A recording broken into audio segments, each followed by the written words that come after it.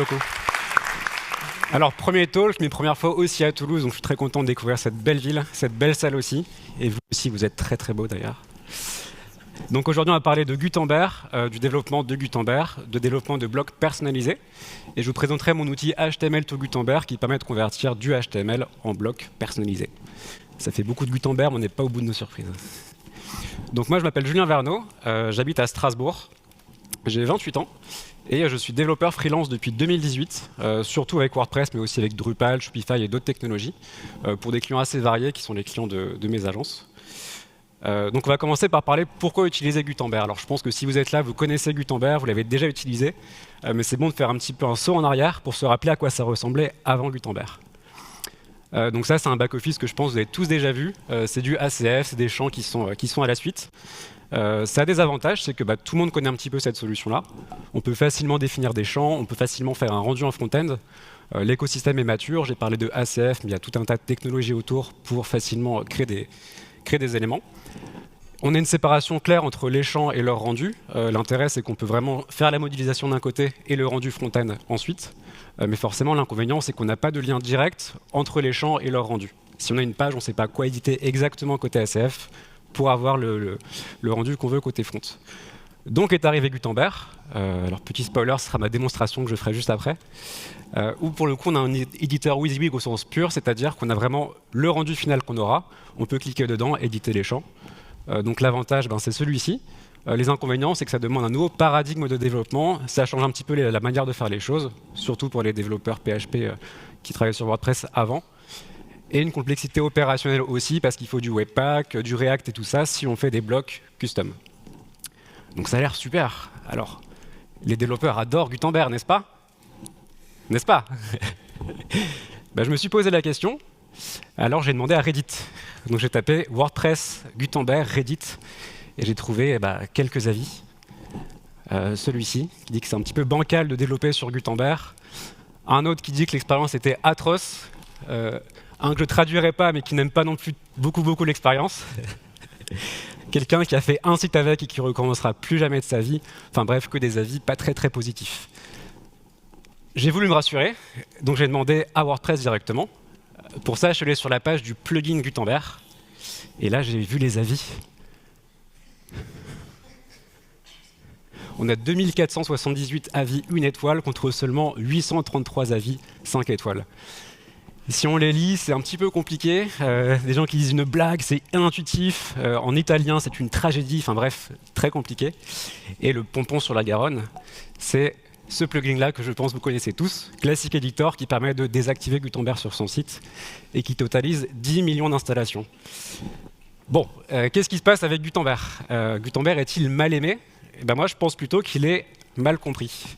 En fait, Gutenberg faisant partie du corps de WordPress, il doit accommoder un grand nombre de cas d'usage, de l'édition classique d'articles de blog jusqu'à la construction complète de sections de pages.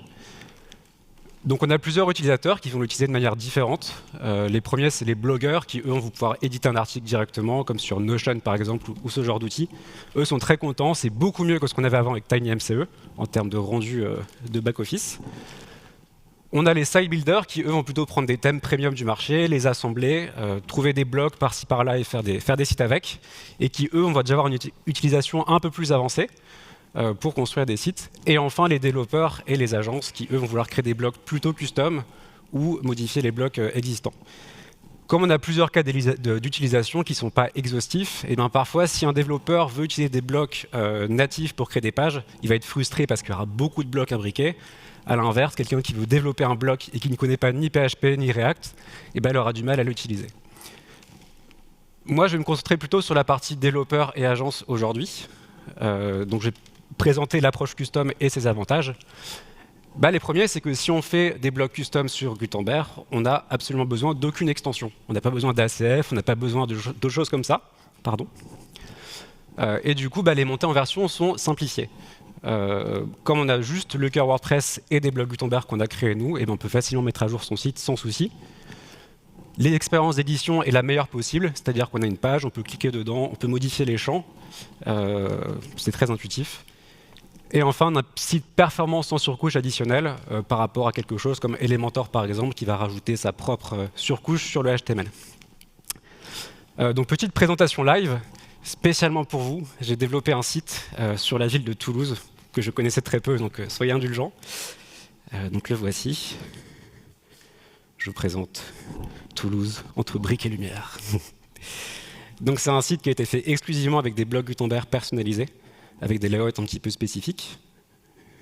Donc quelques lieux à visiter, que j'ai pas encore visité d'ailleurs. Une citation de mon copywriter que vous connaissez tous. Quelques concerts à voir autour de la ville. Et bien sûr une section sur le cassoulet, c'est évident.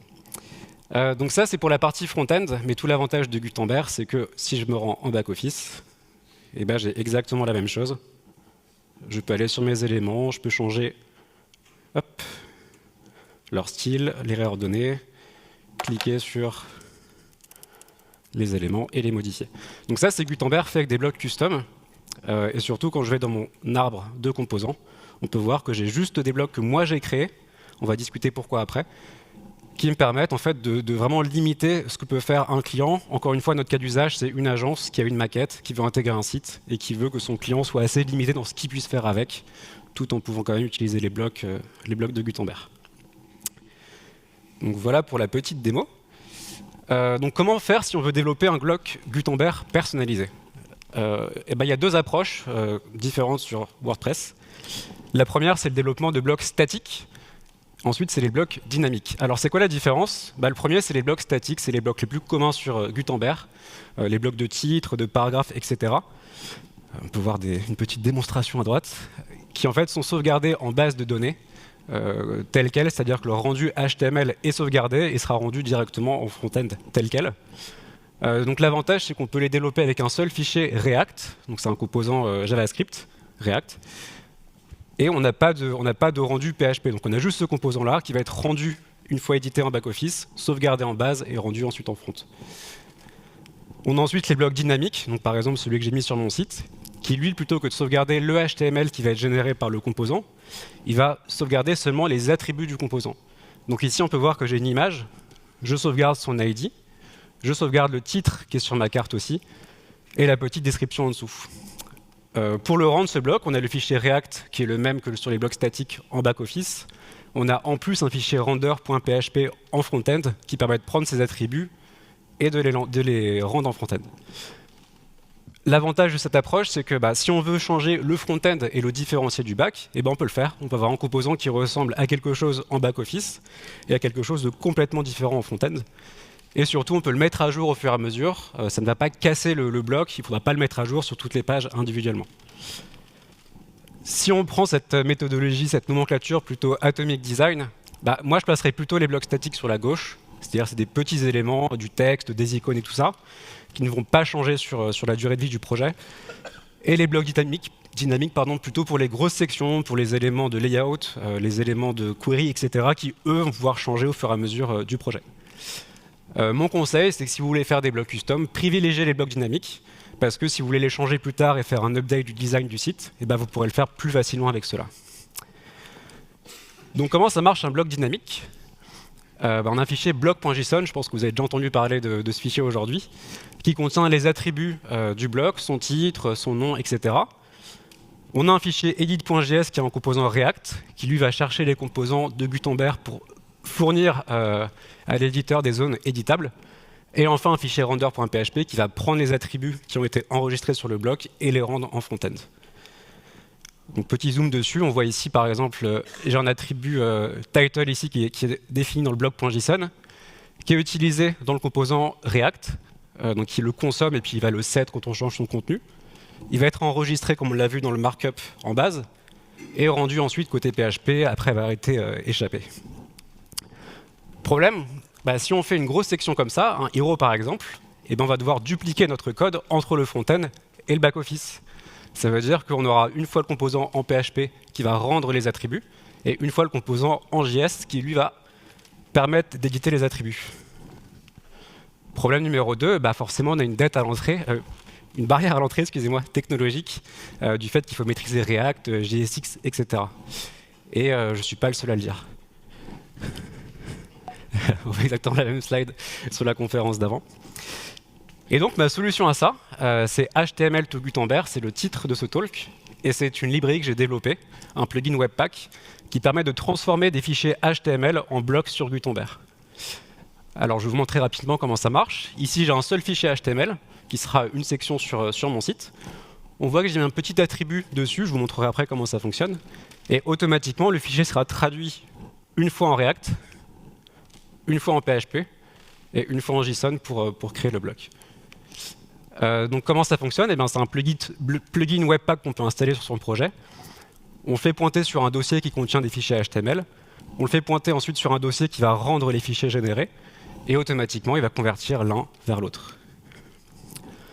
Pour créer un bloc, il suffit de créer un fichier HTML dans le dossier source. On peut ajouter des éléments texte et les rendre éditables avec un data attribute est égal au nom de l'attribut qu'on va enregistrer. Ici, on a title, par exemple, qui va être éditable en back-office. Pareil pour les images, il suffit de mettre data attribute est égal au nom de l'attribut qu'on veut sauvegarder. Et automatiquement, on pourra gérer l'image en back-office et la rendre en front-end. On peut également utiliser les inner blocks, donc les blocs contenus à l'intérieur d'un bloc, avec un élément blocks qui permet de définir une zone qui sera éditable en back-office, avec plusieurs options, notamment le fait de pouvoir définir une template, je vous montrerai la démonstration après, de pouvoir définir l'orientation, de pouvoir locker la template, et tout ça sera traduit en React et en PHP. Donc là, c'est la même chose, je vais faire une démonstration juste après. On peut aussi gérer les déclarations de style. Donc là, par exemple, sur ce bloc-là, j'ai choisi d'ajouter une variation left, middle et right, que je vous ai montré en back-office juste avant. Et donc, je vais vous montrer comment ça marche concrètement sur un projet. Alors, donc là, j'ai mon site. Vous voyez donc le site que je vous ai montré juste avant. Et dans mon code, j'ai un dossier bloc qui contient toute une liste de fichiers HTML. Ce qu'on va faire ensemble, c'est qu'on va créer un nouveau. Donc, je vais créer par exemple wordcamp.html. À l'intérieur, je vais juste créer une section. Je vais lui mettre un petit peu de style. Alors, c'est du Tailwind, mais ce n'est pas le sujet. Hop. Je vais relancer mes styles. Et vous allez voir que maintenant, en back-office,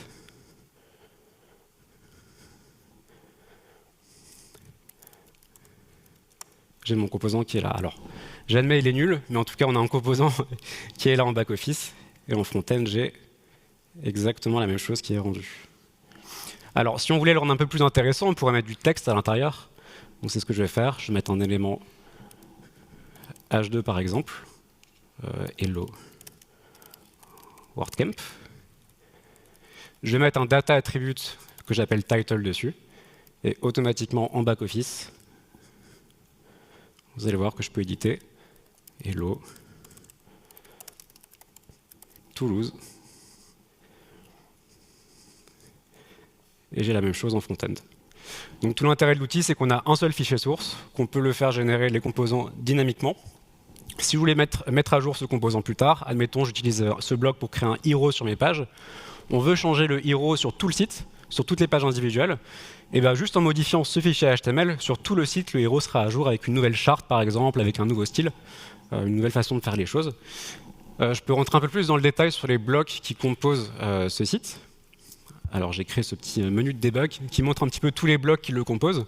Vous verrez qu'il n'y en a pas beaucoup. Par exemple, j'ai un bloc hero principal qui contient deux blocs, un bloc hero top et hero bottom. Et dans chacun, il y a différents éléments. Donc là, sur ce bloc-là, je peux vous montrer en back-office. J'ai juste quelques blocs que j'ai créés et qui me permettent de construire cette section-là. L'autre point intéressant, c'est que directement, lorsque je crée un bloc avec cette solution-là, elles sont disponibles dans les compositions sur WordPress. Et je peux construire des pages très facilement en disant juste « je veux ce bloc-là » par exemple. Je vais ajouter le bloc qu'on vient de créer à l'instant ici, qui est toujours pas très beau. Je peux enregistrer la page et j'aurai exactement la même chose en front-end. Donc voilà pour la petite démo. Je peux vous montrer également justement l'édition de blocs internes. Donc je vais ajouter une section blocks. Je me rends en back-office. Et vous voyez ici que j'ai une section, je peux mettre un paragraphe par exemple. Je peux mettre une image si je veux. Pardon, excusez-moi. Voilà. Donc là, on a vraiment les blocs natifs de Gutenberg qu'on peut composer comme on veut sur le site à partir d'un simple fichier HTML. Donc voilà pour la démo. J'espère que ça vous a plu déjà. Et les avantages de la solution, le premier, c'est qu'il n'y a pas de duplication de code. Comme je disais avant, quand on fait du React et du PHP, on se retrouve à écrire les mêmes classes, on se retrouve à écrire les mêmes layouts, le même HTML, alors que là, on a un seul fichier qui permet de le faire automatiquement. On n'a pas d'utilisation de React. Alors moi, j'aime beaucoup React, mais je sais qu'il y a plein de développeurs qui ne le connaissent pas ou qui n'aiment pas forcément la solution. Et grâce à ça, on a juste du HTML, ce qui fait que c'est très accessible pour tous les développeurs qui connaissent même PHP ou pas. Ils peuvent avec ça créer un composant Gutenberg. La mise à jour est simplifiée. La mise à jour débloque. Comme je disais avant, si je veux mettre à jour maintenant mon style sur tout le site, si j'ai créé un site par rapport à une maquette qu'on m'a fournie, la maquette évolue, et je peux modifier un seul fichier pour que sur tout mon site, mon bloc change et soit exactement comme il a évolué sur les maquettes. Enfin, et c'est un des points les plus intéressants, les blocs deviennent très portables. C'est-à-dire qu'ils sont contenus dans un seul fichier HTML. Donc si je veux les prendre et les mettre dans un autre projet, par exemple, je peux le faire. L'autre point, c'est qu'on peut très bien prendre une librairie de composants type Tailwind UI ou ce genre de choses, Bootstrap ou d'autres librairies qui fournissent des composants HTML, et en fait tous les implémenter avec cette solution-là, ce qui fait qu'on peut maintenir un ensemble de blocs qu'on pourra utiliser facilement sur les projets et pouvoir les composer entre eux. Voilà, donc si vous voulez essayer la technologie, vous pouvez aller sur html-gutenberg.com, qui est le site de documentation de l'outil, qui s'installe donc avec Webpack et qui permet de transformer du HTML en bloc Gutenberg natif. Et c'est déjà la fin de la présentation.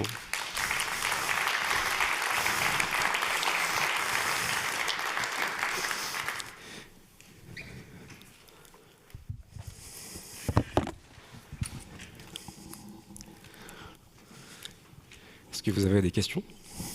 Je vois des micros qui passent. Pas de questions. C'est la fin de la journée, c'est plus dur. Moi, j'ai une question. Pourquoi utiliser ça plutôt qu'utiliser ACF Blocks, par exemple, qui est une solution, je ne l'ai pas mis dans les slides, mais j'y pense maintenant. En fait, l'intérêt, c'est que là, on est vraiment sur un rendu Gutenberg qui est natif, c'est-à-dire que les composants, ils sont directement éditables en cliquant dessus et en changeant les choses en back-office. Je me rends compte que je ne l'ai peut-être pas assez montré, mais sur les composants que j'ai créés sur la page, par exemple ici, je peux vraiment cliquer sur Toulouse, mettre WordCamp à la place, je peux changer l'image et mettre autre chose dessus. C'est directement le composant qu'on manipule, et ce n'est pas des attributs qu'on va manipuler dans une sidebar, par exemple. Donc ça, c'est le vrai avantage. Et l'autre avantage, c'est comme c'est un bloc qui est vraiment natif, tout ce que j'ai fait, c'est prendre du HTML, le transformer en JSX et en PHP, et le rendre dans le Gutenberg. Et on n'a pas de surcouche par-dessus. Par exemple, la CF Blocks, il va rendre le bloc côté serveur et ensuite le remettre dans le back-office. Donc ça, c'est ma question. Est-ce que vous avez des questions? Petite question. J'ai vu que tu avais des blocs style FAQ, etc. Oui. Donc à la base, tu as un fichier HTML. Oui. Mais du coup, derrière, tu rajoutes dans ton thème ce qu'il faut pour le rendre dynamique. Enfin, comment tu gères ça aujourd'hui? Alors, du coup, sur ce bloc-là, effectivement, en fait, si je regarde la structure ici, tu vois que j'ai un bloc FAQ qui contient des blocs FAQ item à droite. Donc ce que j'ai fait, c'est que j'ai créé un fichier HTML faq.html. J'ai mis un composant bloc à l'intérieur qui me permet de définir une zone de bloc. Et dans ce cas précis, ce que je lui ai dit, alors c'est sur celui-ci, pardon. Dans ce cas précis, je lui ai dit, ce inner blocks-là, il ne contient que des éléments custom FAQ item. Donc là, j'ai défini une template comme ça, mais je pourrais juste te dire aussi, par exemple, allowed blocks est égal à custom FAQ item, et ça ferait la même chose, en gros. Voilà. Donc ça ferait une zone où en fait, je peux que mettre des éléments FAQ item dedans.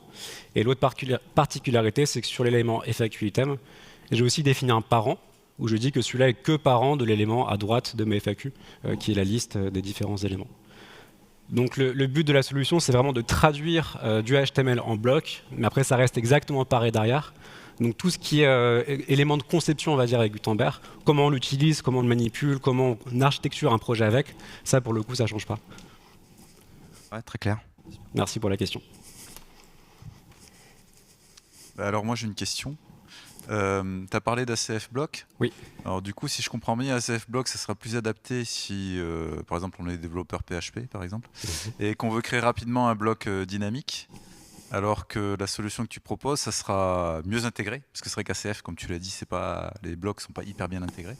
Par contre, toi, ça sera plus intéressant pour des choses plus statiques. Alors, là aujourd'hui, ça reste purement du HTML. Donc moi j'aime bien dire que c'est WYSIWYG, mais c'est surtout what you can see, you can't edit, entre guillemets. Ça veut dire que là, tout ce que je peux éditer, c'est ce que je vois à l'écran. Donc tout ce sur quoi je peux cliquer, changer, ça marche très bien. Par contre, faire une boucle de rendu, par exemple, aujourd'hui, c'est pas possible.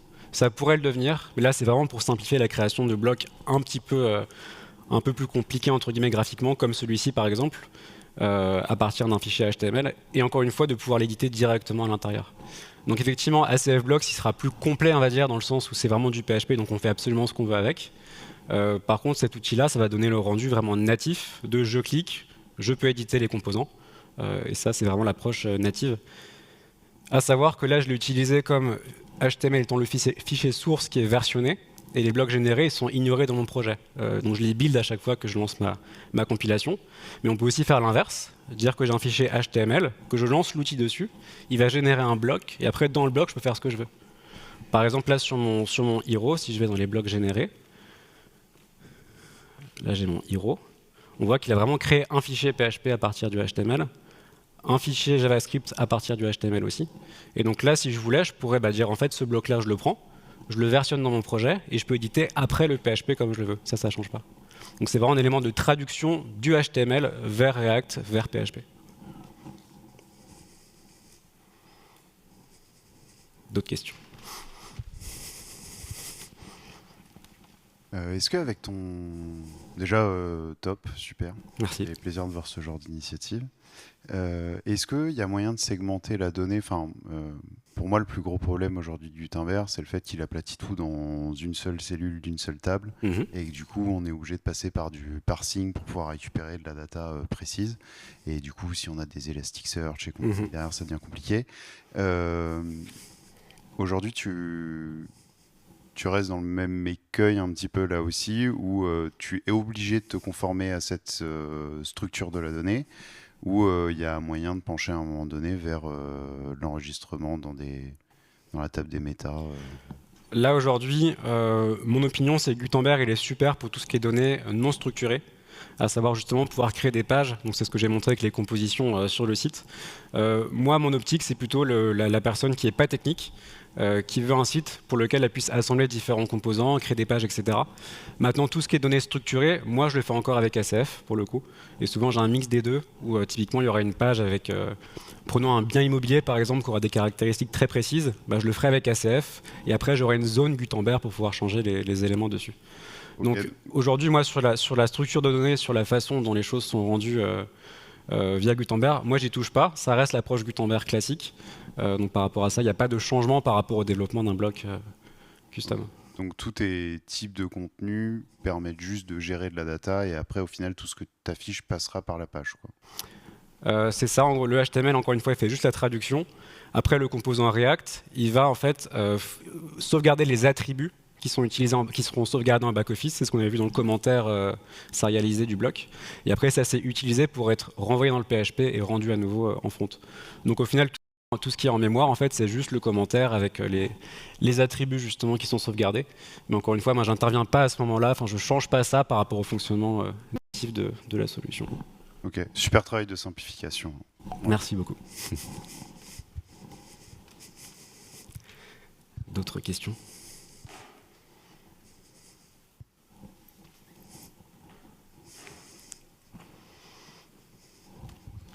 Tu disais que tu utilisais en même temps un CF et en même temps ton extension. Est-ce que c'est possible avec ton extension d'afficher des données qui viennent d'ACF à travers une boucle qui ne sera pas faite à partir de ton extension, qui utilisera la boucle normale de WordPress, mais qui viendra chercher des données dynamiques? Oui et non. C'est-à-dire que moi, encore une fois, c'est vraiment une petite surcouche qui permet de générer des blocs. Après, rien ne t'empêche, par exemple, de dire j'ai un composant, j'ai un bloc Gutenberg qui serait, pour reprendre mon hero, par exemple, sur ma page. Donc là, j'ai ce hero-là, et en fait, à l'intérieur, alors moi, j'ai mis des éléments fictifs, mais je pourrais très bien dire, ici, en fait, c'est une zone de bloc interne. À l'intérieur, il y a une loop, enfin une boucle de requête qui est le bloc Gutenberg. Et dans celui-là, je peux re-rendre à nouveau un bloc qui fait avec la solution. Donc ça, c'est possible. Mais en gros, Les textes que tu as ici, ouverture du WordCamp Toulouse, la Garonne illuminée cet été, est-ce que ça pourrait être des données qui viennent d'un custom post type ACF? ça pourrait. Moi, je suis plus concerné par le rendu vraiment du bloc, par le fait de pouvoir l'éditer directement en back-office et tout ça. Tout ce qui sort du cas, en fait, on peut très bien soit faire un bloc avec ACF, par exemple, qui pourrait rendre les autres, même si du coup l'édition ne serait pas la même, ou prendre le bloc qui a été généré directement, l'importer le versionner, comme je disais avant, éditer celui-ci, ou encore une fois, à la place de là mettre des blocs qui sont chez moi à l'intérieur d'un autre bloc, je pourrais très bien dire en fait ce hero bottom là qui contient les infos, ça pourrait être une loop, ça peut être la loop de WordPress que je mets dedans directement. Donc tout est possible, en fait tout ce qui est possible de faire avec des blocs natifs serait possible de le faire, vu que je peux inclure à l'intérieur d'un bloc d'autres blocs de WordPress. C'est le cas notamment sur d'autres sections. Je sais pas, alors pas le côté dynamique, mais ça par exemple c'est un bouton du cœur de WordPress. C'est-à-dire que là je l'ai juste pris et j'ai défini une zone de bloc interne qui ne peut que accepter des boutons. C'est la même chose pour les FAQ, justement, on en parlait juste avant. En fait, là, j'ai dit que cette zone-là, à l'intérieur de la FAQ, je veux que pouvoir mettre des paragraphes et des boutons. Mais les blocs qui sont rendus à l'intérieur sont des blocs natifs de WordPress. Donc là, je peux choisir un autre paragraphe, test. Je peux mettre un bouton coucou, enfin bref, pardon, kikou. Donc en gros, c'est vraiment juste une façon d'aller beaucoup plus rapidement, je pense, pour créer des blocs. Maintenant, tout ce qu'on fait avec des blocs, on peut le faire aussi, ou utiliser d'autres blocs pour le faire à la place. J'espère que j'ai répondu à la question.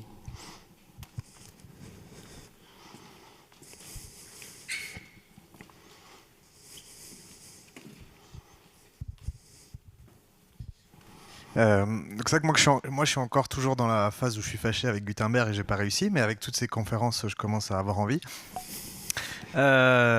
Et du coup, en fait, ce que tu permets quelque part, peut-être je comprends pas bien, mais c'est de faire quelque part une composition un petit peu que tu fais toi direct en HTML.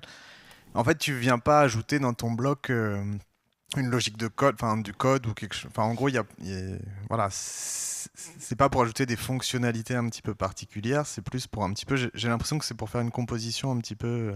On peut dire ça comme ça. Moi, mon approche, c'est vraiment de faire des blocs que j'appelle macros, qui sont des gros blocs. Donc typiquement un bloc hero, un bloc FAQ, etc.